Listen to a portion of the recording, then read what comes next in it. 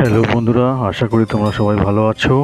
আজকে তোমাদের জন্য এনেছি একটা ছোট্ট ভিডিও, নিমতিতা জমিদার বাড়ি। তোমাদের আজকে দেখিয়ে দিই নিমতিতা জমিদার বাড়ি।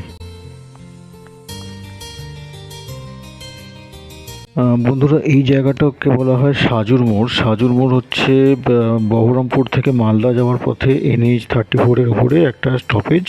এই জায়গাটা সাজুর মোড়। এখানে নেমে এখান থেকে টোটোয় করে কিন্তু যাওয়া যায়।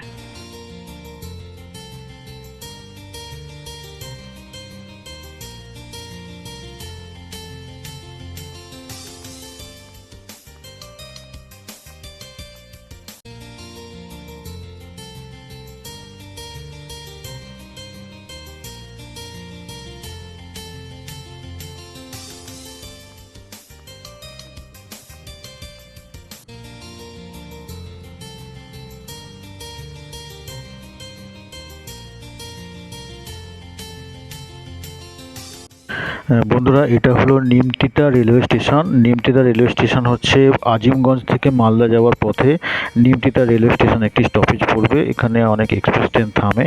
এই নিমতিতা রেলওয়ে স্টেশন থেকে নেমে এখান থেকে টোটোয় করে যাওয়া যায় নিমতিতা রাজবাড়ি।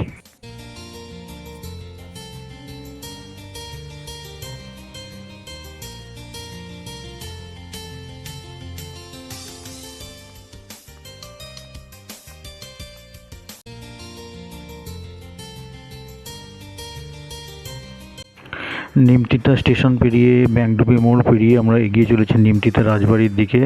কথা বলতে বলতে আমরা চলে এলাম নিমতিতা রাজবাড়ির এরিয়ার মধ্যে।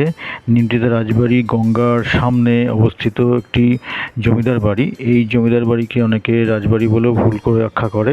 তো এই নিমতিতা জমিদার বাড়ি গঙ্গার সামনে, এবং এই সুদূরে গঙ্গার দিকে তাকালে তোমরা একটু সুদূরে দেখতে পাবে যেখানে গঙ্গা দুভাগে ভাগ হয়ে গেছে, একটা গঙ্গা এবং একটা পদ্মা নামে বাংলাদেশে চলে গেছে। এই নিমতিতা রাজবাড়ি সারা বছরই বন্ধ থাকে, একটি বড় তালা ঝোলানো থাকে, এবং এদের যে উত্তরসূরি, সেই শরিকের যারা আছে বংশধর, তারা সবাই কলকাতা, কেউ দেশের বাইরে সব থাকে। যখন দুর্গাপুজোর সময় হয় তখন এই রাজবাড়ির দরজা খোলা হয়। তখন পুজোর কয়েকদিন এই বাড়ির ভেতরে প্রবেশ করা যায়। বাড়ির ভেতরে ভগ্নপ্রায় দশা, দরজা জানলা সব ভেঙে ভেঙে পড়ছে। দেখার বিশেষ কিছুই নেই। যাদের ইতিহাস খুব ভালো লাগে, ইতিহাস যাদের প্রিয় সাবজেক্ট, যারা ইতিহাসের সন্ধানে ঘুরে বেড়াতে চাও, তাদের জন্য কিন্তু এটা একটা হিডেন জেম। তো তোমরা এখানে এসে জায়গাটাকে এক্সপ্লোর করতে পারো।